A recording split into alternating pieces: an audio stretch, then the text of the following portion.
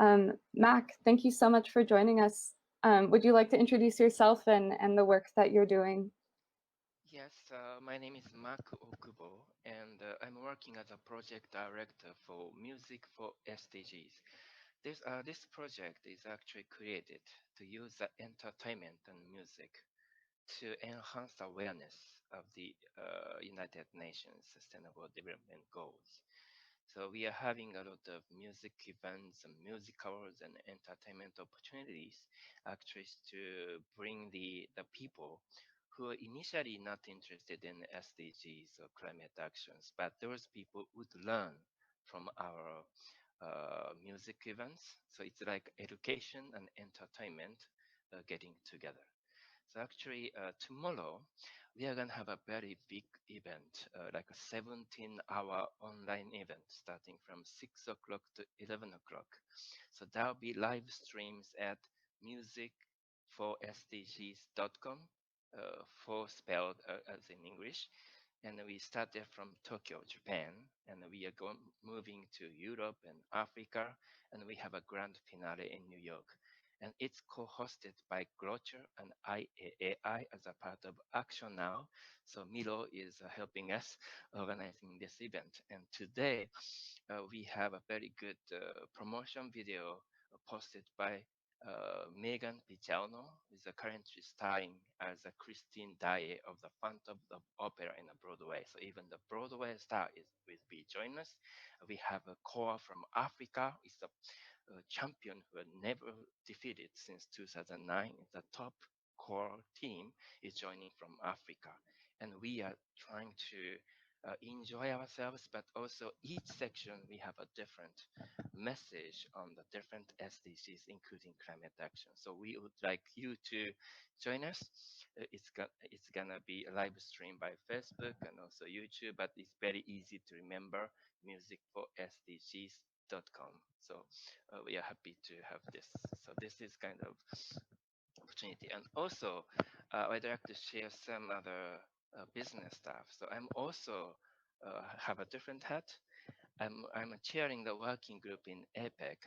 The ESG Finance working group is a very serious business. So we are working on promotion of ESG finance, ESG investments in Asia Pacific, and we have submitted our recommendation from the business community called APEC Business Advisory Council to APEC Finance Ministers. Actually, they are having a virtual meeting, APEC Finance Ministers and Central Bankers Governors meeting this week, and we are hopefully waiting for their announcement and the endorsement of our proposal. And then in this joint statement might include the promotion of ESG investment, then we are also working to promote the institutional investors in investing something which is good for environment and social. So like creating the bright future. And I think youth should play a big role because you are the people who have this consequence in the future. So not let the elderly people working and control everything. We will welcome all the young people to join us both on business and also on music. Thank you. This is my message. Thank you, Max. Thank you so much. And for the audience, you'll notice at the bottom of the screen, there's the link for the Music for SDGs website. And so you can head over there if you'd like. We have about 5 minutes left. So I'm going to ask sort of a wrap-up question. And we could start with Mac and then Amanda and then end with Uswa. And the question is, if you were a very high-level politician in your country, say the president or the prime minister, what have you, what 3 policies would you implement immediately? With regards to the environment, with regards to COVID, whatever you think is the greatest issue right now. So we'll start with Mac. Thank you very much. It's a very good question, actually. So, first of all, we need to have a transparencies on the each of the business are doing. For example, the ESG, the environment, social, and governance should have a very good balance. So if we know, the general public knows that which company is actually contributing on ESG. So probably it's better for the investors to make a decision on bringing the money on that business. So transparency is very, very important.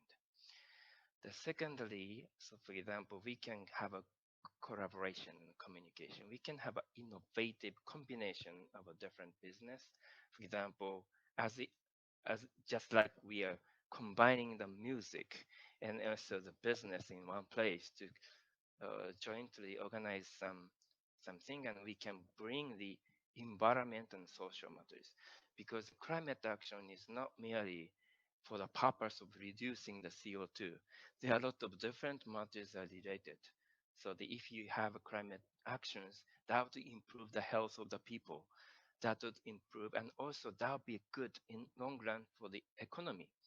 Because if you invest in something which for the planet in the long run, that'll be a good business, good investment. We have to gather those different interests into one big win-win situation, actually win-win-win situation, so that people are happy, earth are beautiful, and business are successful. This second recommendation is to have this good balance, I would say, yin and yang. Third, the regulatory community should understand that the regulation should be designed with a long-term nature. Don't encourage the business to have a short-term profit today, to look good today. So a lot of discussion, a lot of regulations are actually remunerating the company which is good today at the given moment. We are trying to change the mindset to rewrite the regulation, to encourage every players to be good in the long run. It's good in 20 years, 30 years. Then they are changing probably the situation because of the regulation. This is my third recommendation. Thank you. Thank you so much, Mac. That was very insightful. I want to move on to Amanda, and I also want to let people know I was just told I could go 10 minutes over. So we will end at around 12:25 Eastern Daylight Time. So Amanda, feel free to take it away. Okay, thank you. That is such a good question. And Mac, that's so very insightful. I liked your comment about ESG.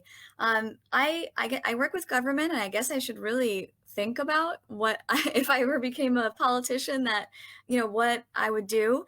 And so much comes into my head. But I think distilling it down to three things. One is I would slowly remove subsidies from fossil fuels. I think that a lot of countries around the world are putting their money towards things that they want to see expand. And, fossil fuels is not something that I think is our future in the United States and across the world. So I would slowly remove subsidies from fossil fuels. I think it's so important to support our local farmers and to protect land in the United States especially. So I would actually provide subsidies and incentives for local farmers, because right now it's really hard to be able to do that with large agricultural corporations taking over land and sort of pushing out local farmers from the market. And then the third, I think, would be, and this is very high level, and it would be the perfect world if I could do something like this. But I think that the United States looks at our GDP as an indicator of economic success and the success of our country. And I don't think it should be. I think that there's many more things in the United States that we could look at and say that we're successful with other than our economics. For instance, when a disaster happens, when an oil spill happens, when disease happens, we actually benefit from that kind of stuff in the United States. And so I would look at how we actually look at the success of our country, not only just economically, but also in terms of well-being and sustainability and and thinking ahead and doing more future planning. I think that would help our country a lot. And Uswa.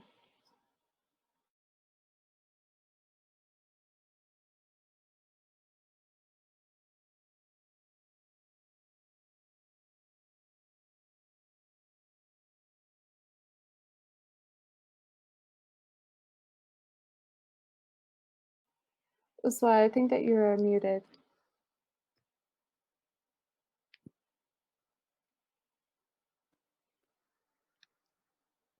Can you hear me? Okay. So I was basically saying I could totally relate to Amanda when she said that she can't, like, she has so much to say that she can't sum it up in 3 bullet points. But if I were in a power of authority and position, would what I would do for my country. First off, I would ban all the smoky vehicles. I don't know if you've ever seen that, but you'll see vehicles that are three-wheelers or two-wheelers. They literally send up a black cloud of pollution and um, dust behind them. So I would put a total ban on that. But on the other, I would give the owners of those an alternate to like get their food from, because obviously you can't just outright ban something that's been going on for like so many years, and outright ban it so people have nowhere to go. I would make up, because obviously when you actually are an authority, you have to think about so many things. I could like, I have no experience, I could just simply say I could do this, but there's so many other aspects to take into consideration. But yes, smoky vehicles, either challans, fines, or total outright ban. Secondly, there would be widespread awareness through seminars, through conferences, and also I would incentivize people by giving them incentives for planting. I would make feasible irrigation. I would make feasible more fertilizers. Actually, there was this campaign in Pakistan a year ago, I believe. They would be giving, and the government gave the population free seeds to actually motivate them to start planting, and I would certainly work on that. And third, I would, as we talked about technology literate youth in this meeting of ours, I would certainly get them involved with social media influencers. There's so many of them in, here, and all of them have a certain audience. So if I get them all together and tell them what a monster it is, and like tell them to tell their audiences in turn, uh, and spread awareness through social media platforms of famous influencers, I think that would be greatly a great initiative and very effective. Rebecca, if I can just say, just an observation I'm making right now, is it's so, like, we just heard three very different like perspectives on what we should do to like make a country better. This is proof right here how important it is to have diversity in decision making, not only from different backgrounds, but also from different parts of the world. And that's, you know, the value of the United Nations, really, and having these kind of discussions, because everything that everyone just said right now should absolutely be done at high level at every single country if possible. So I just wanted to mention that because it was nice. I'm so glad that you mentioned that, because I was actually going to note that we all had just stated, you all three stated, different ways that you'd like to see change happen, that are critical for your area and your community. However, I think we all could note when we were listening to one another that, oh yes, I like to see that in my community as well, or I need that change in my community too. Max, did you have something to add? So, for example, it's true that we have a diversity. So, what the things that we are covering might be very different. But after listening to each other, we can connect those different things into one group. For example, the Amanda talked about, for example, like a split oil things and others. But for example, in our music event, there is a plenary starting at 2:30 New York time. So we are gonna invite some business people, like innovative company, and we have some talk session. And then for example, one company is actually having technologies, creating the materials to turn the ocean with full of oil spills into blue ocean. So the very innovative products. So using these products, and they are engaged in the Mauritius rescue program, which actually bringing the blue ocean to Mauritius. If we can get the interest among the investors and others, we can actually get back the blue ocean, the beautiful Mauritius, something like that. And same material can be put on the desert, and then the desert will become a green farmland that will address the climate change at the same time. And this material can be used to make masks to protect people against virus. So we get the answers for 3 big questions right now, and and we are trying to connect those kind of innovative company with the music and entertainment, so that we can work together and bring in the awareness of what we actually potentially can do, and we can make the change. So this is concert just to make the change and bring in the youth to be on stage. Thank you. Thank you, Mac. And in the idea of being connected, although we have a diversity of perspectives, a diversity of need, depending on a lot of different things, including geography, socioeconomic status, cultural needs. I think all of this really is connected, like both of you have iterated, and everyone here has iterated today. And I think another major global issue that is connected is this issue of COVID-19, right? This is a global issue, as is climate change, and we all need to work together to solve these issues. And so I guess my final question to you in these now last 3 minutes, will go very quickly, is does the global unity and commitment that we are seeing on a global scale to containing COVID-19, does that unity and commitment give you hope that we can do the same for climate change? So I'll start with Mac, and then we'll go Uswa, and then Amanda will close us off. Thank you. So with the COVID-19, so this is a very big crisis, but in the Japanese character, the crisis consists of 2 characters, danger and opportunity. It's a dangerous opportunity for us to collaborate to make changes. So we can use this as an opportunity to make a great change for sustainable future. So I think this is urgent, and it's a question of life or death. So we can use this opportunity actually to improve a lot of matters, the SDGs, climate, and then so that maybe the whole heaven would allow us to survive for a very long time. So this is so. Thank you. Uswa? Can you repeat your question in I'm sorry. It's okay. My question was Rebecca, asking, can you repeat the question?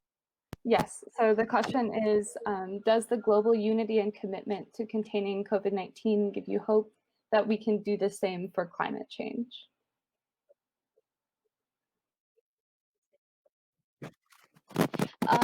It certainly does, because COVID has actually brought us all together. I think that has been said before. I think the enemy of my enemy is my, in a way, because we all have a common enemy, and then all of us are fighting it together. So we're all together in this.